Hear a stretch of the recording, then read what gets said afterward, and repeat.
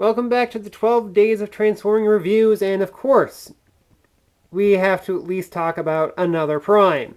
So we have the twins Orion and Prima next to their proud papa. Movie masterpiece, Optimus Prime. So let's get these guys out of the way. You can see I modeled him to look more like the movie Prime, and this more like G1. Let's get him out of the way. And I need to put a disclaimer before I talk about this. I picked this up at Toys R Us when they were going out of business. And it was a damaged box deal. I got it for like 43, 45 bucks. And that's because there's a little problem. Doesn't affect his transformation, doesn't affect any of his features. It's purely cosmetic, and some people are going to call me out for this, but I don't care. It was cheap. It's still a transforming Prime. It's still a masterpiece. And the only thing problematic is cosmetic. That being said, as you can see, we have his weapon storage here, but to review him properly, we just need to put these off to the side for the time being.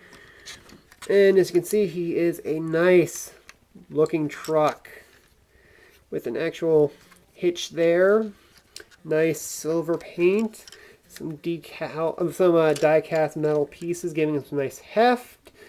And then there's this.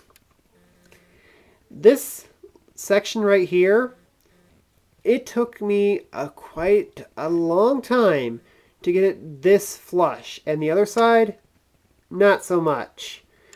This is a common issue with the toy.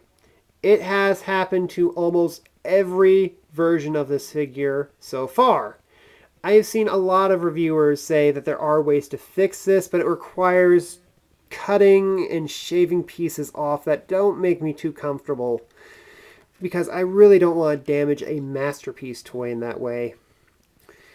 And of course, some of the pieces don't exactly line up like they're supposed to, but again, it doesn't really matter because it looks really nice. If you're wondering, the cosmetic damage is not for vehicle mode. It's for robot mode, and you'll see it immediately when we transform him. So we're going to just get on with it. And some of these pieces are going to be pretty tight. Again, this is an adult collector's toy, not for kids, so it is not meant to be easily transformed. This is more for display purposes only. So I'm going to try to do this as fast as possible on the camera, but again, he's a masterpiece, so masterpiece toys tend to have a lot of moving parts that you have to keep track of, little places that are supposed to tab in, and you can kind of see there's a little stretch mark right there where this tabs into the main body of the cab. And you can see there's a hinge here that separates the 2 points. To be honest, you could transform this part and make it into like a Garwalk truck, but I'm trying to get this done as quickly as possible because, again, I sort of delayed recording these videos because I ran out of memory on my camera and had to clear off a lot of space in order to make sure I could record the remaining few videos. Actually, by the time I've been shooting this, I have 8 of the 9 videos I previously shot up already. So yeah. Gotta pull these legs out like so to give them nice clearance, and you can hear those nice ratchet joints. Let's try to work on the legs here, where there's a few panels that can just pop out. They're optional, not really necessary. We gotta fold in the smokestack there. And I really like how the feet just accordion in like this, hiding the front grille, just snapping in place. Gotta fold this out, make sure all of that is folded in properly. Fold out the leg like so. Make sure that all the pieces are nice and aligned. Because again, this is a masterpiece, which means there's a lot of things that need to go right in order for the robot mode to look nice and proper. So, expect me to spend quite a bit of time making sure that all the hinges are moved, all of the parts are exactly as they are supposed to be. And gotta make sure that the foot is lined up properly so it pegs into place like it's supposed to. Okay, so we got the legs. Now we have this whole upper torso here. I'm going to try to move the camera so that we can get it in frame while I transform the upper torso. So, yeah, there's a lot of moving pieces. It has to be just so for the proper clearances, or else it won't transform properly. Okay, so we got that right where it's supposed to be. Move this like so.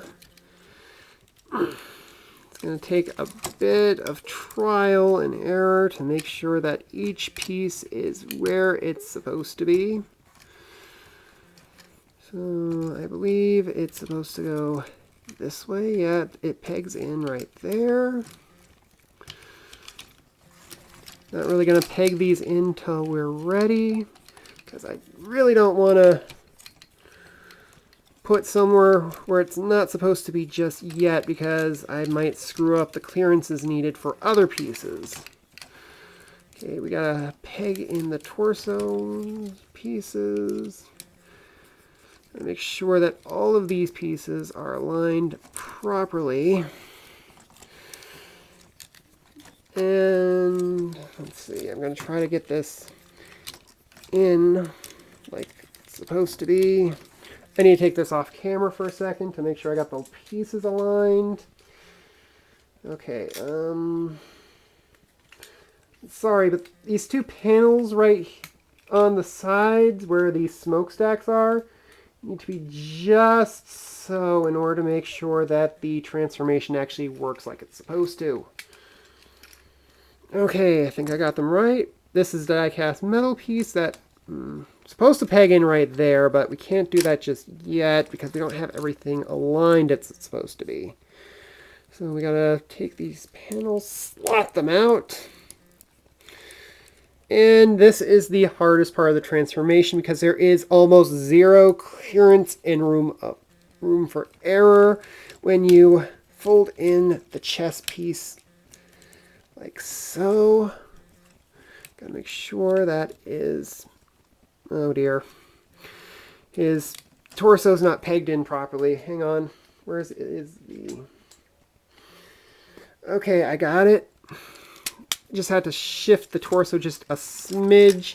As I said, masterpieces require a lot of parts to be in the exact correct spots that they're supposed to be in order to make sure that there is enough clearance for the rest of the parts to move. Also gotta make sure that these headlights are folded in as such.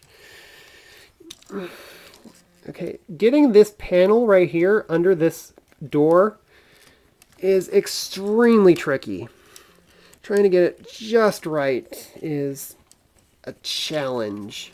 But again, oh wait, it's supposed to fold out this panel right here before you clip in the arm.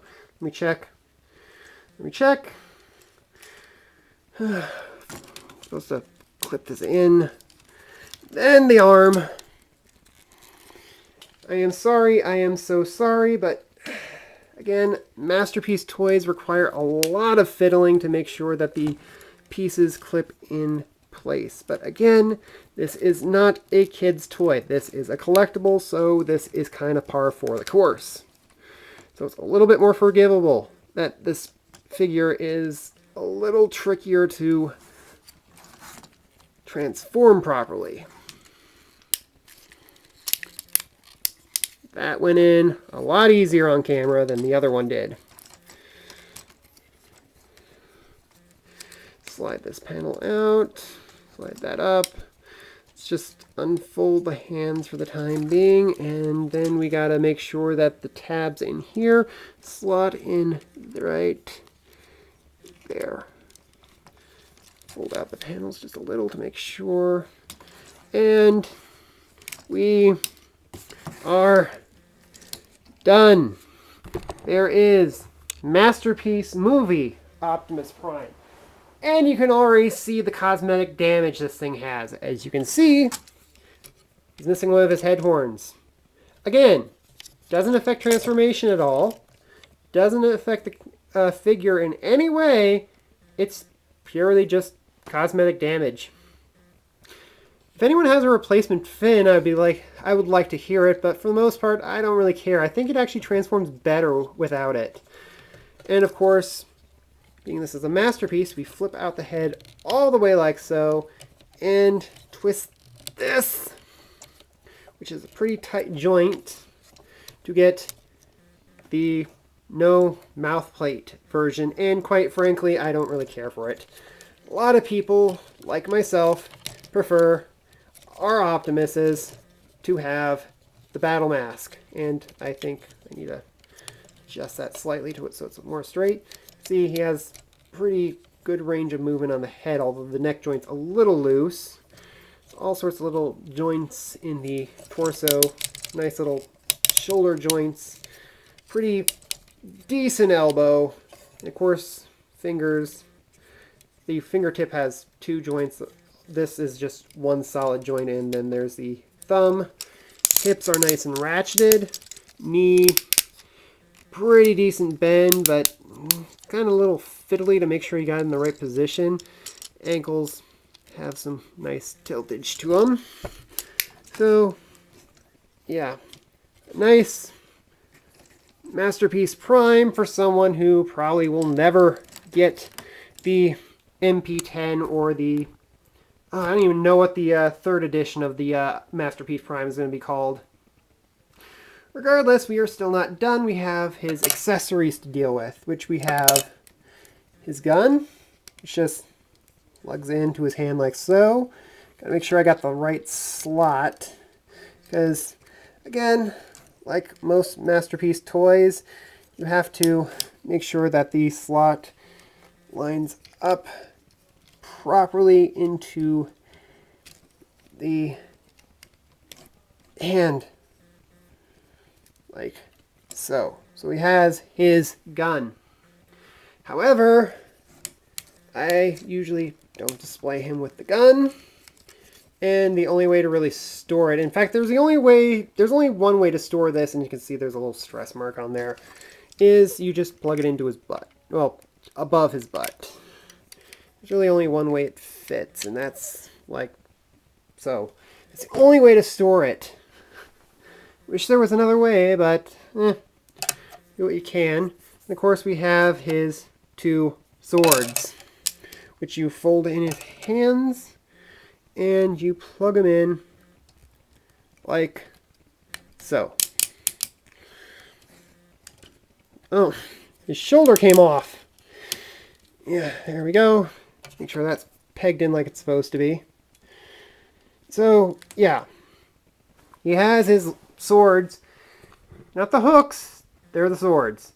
I believe there's a version where I think they are going to be reissuing this with the hooks. Don't quote me on that. It's just a rumor I've heard. But I do know there's third-party offerings for the hooks.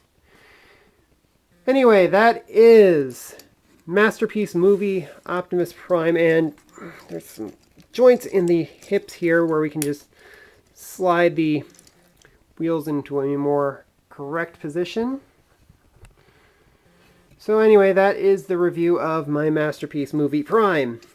I would love to get an MP10 or the upcoming third edition of Masterpiece Prime, but given my price range and my storage space, this is probably the best I'm going to get.